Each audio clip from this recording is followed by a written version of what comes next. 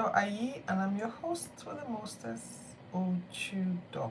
So, today is day 312. We have 53 days to go. So, we're gradually winding down officially on the Bible in 1 year. And if you're joining me for the first time, this podcast is about reading through the Bible in 1 year. So I wanted to do this with an audience because I really found it transforming when I did it the first time in 2017. And I've been a Christian since how long now? When did I rededicate my life to? In my second year in university. I came into the university a non-Christian. So even though we say we're born into a Christian home and that's like the common thing because you are not a Muslim, so therefore you're a Christian, but I belong to a religious sect called Ekanka. My dad kind of like was tinkering with it, so we started referring to ourselves as Ekists, and then that's when I came to the university. In the university, I had a lot of questions on my mind, and one day I joined the church to a church. Okay, I started going to church just wanting to know God more. I've always been drawn to the things of God. So I joined and I began to go to this church not too far from my hostel. One day, a classmate invited me to the workers' training of the church she had just recently started attending, and I attended the church and I didn't look back.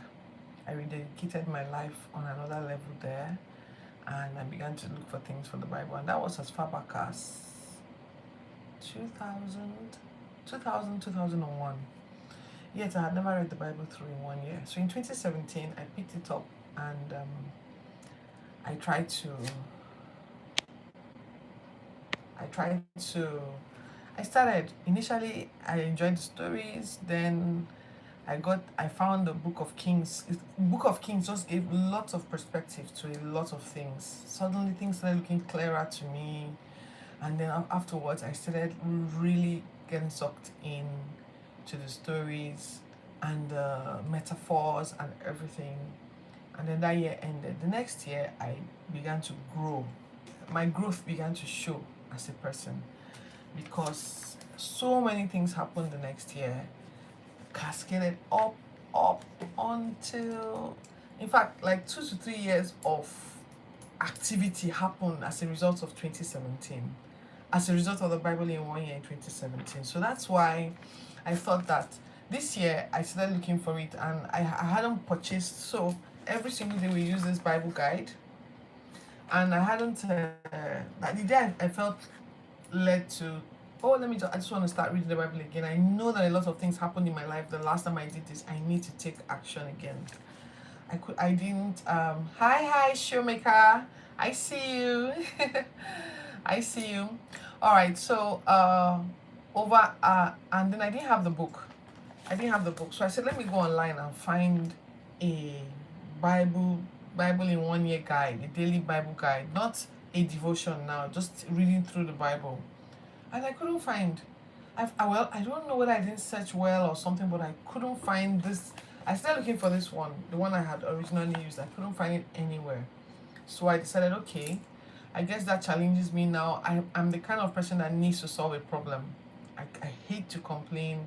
And once I can solve the problem, I just get to it. So that became my task for the year. I have gotten tired. I even dropped out. Let me just report myself. I'm gisting today and I didn't want to gist. It's a long day. So I dropped out. I was just like, who even asked me to start this thing? I'm so tired. They're not, well, you know how we joke and say they're not paying me enough for this. I felt like I was combining it with my practice. So I'm an architect. I'm a proper practice, and we're trying to expand. We're in the middle of our expansion. And then I started a PhD. So why on earth will I now choose to do this Bible in 1 year and even go out online? Like, if I had done this privately, I would have dropped out by now. But you see, that's the reason why I'm doing it, so that I can be held accountable. So I don't want to be alone. I don't want to be alone doing this. So I ask that you please join me, subscribe to the channel, and follow the Bible in 1 year guide. I'm promising you, you will raise a lot of questions, but you will not regret it. You will question a lot of things. You ask a lot of things. Many things will become clearer to you. Look, you will even discard some things, yes. But one thing you definitely will not be is remain the same. I challenge anyone out there. All right, so that's what we're about here in this podcast. I see you and I thank you for the comments. Please share this. Please subscribe to the channel so that you can join us live. All right. So today we're looking at Ezekiel 18 and 19, and it's a bit grim. I don't know, I guess God was, maybe he was sending a bad message to the people, I don't know, but it's a funeral song. He said it's a funeral song, it should be sung at funerals. All right, so every single day in this Bible guide, we read an Old Testament, a New Testament, a Psalm, and a Proverbs. And we're done with Psalms, we're still coasting through Proverbs. So today we're looking at Ezekiel 18, chapters 18 and 19. And then Hebrews 9, 1 to 12. And of course, Proverbs 27:10. So let me start with Proverbs today.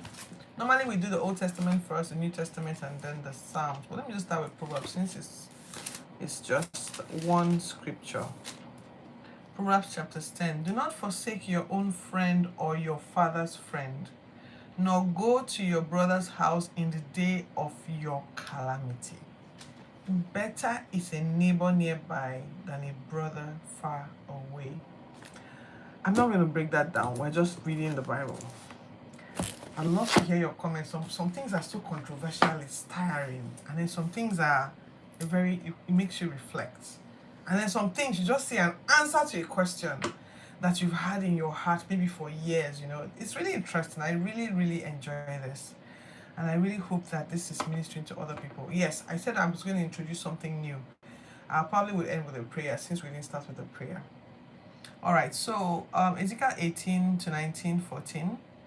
I'm not sure why this seems short.